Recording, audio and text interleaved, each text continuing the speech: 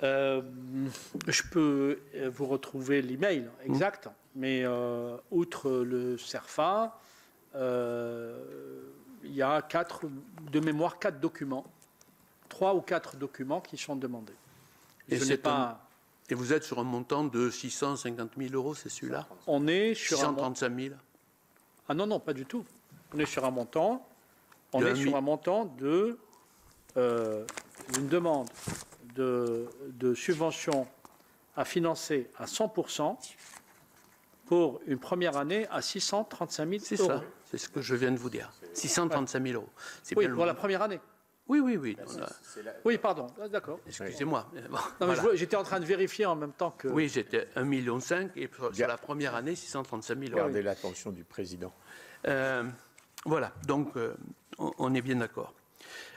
Alors, ce dossier arrive, il arrive donc d'ailleurs directement chez le préfet Gravel, par mail, notamment chez le préfet Gravel.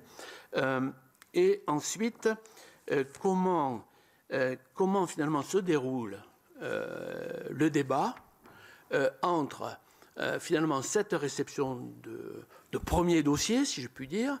À un moment donné, on vous demande de revoir sa présentation, son montant. Comment ça se passe dans cette première phase, après réception du dossier de 635 000, d'1,5 million, pardon, avec une première année 635 000.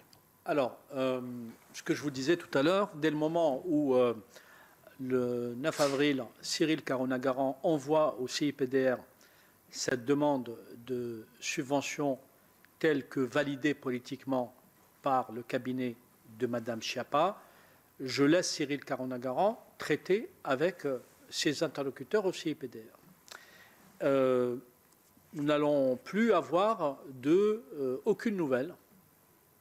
Et moi, j'apprends par voie de presse, à travers une interview de la ministre, qu'il y a un appel à projet appelé Fonds Marianne, qui est mis en place donc autour du 20-21 avril.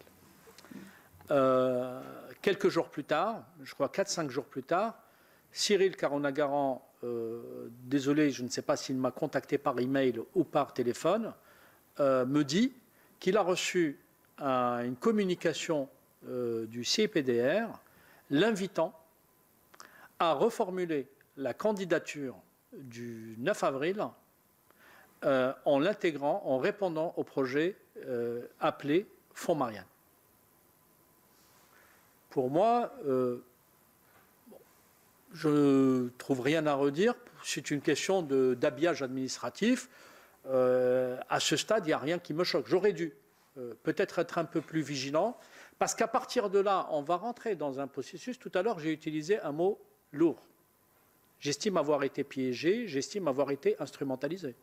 J'espère qu'ils l'ont fait inconsciemment. J'espère qu'ils l'ont fait inconsciemment et involontairement. Mais j'ai été instrumentalisé et j'ai été trahi. Et je pèse mes mots. Et je vais vous expliquer pourquoi. Parce que lorsque nous discutons au sein du cabinet, je dis bien 3 choses. Première des choses, je n'accepterai jamais de m'engager dans une opération ponctuelle d'une année. 1, il faut que ça soit pluriannuel.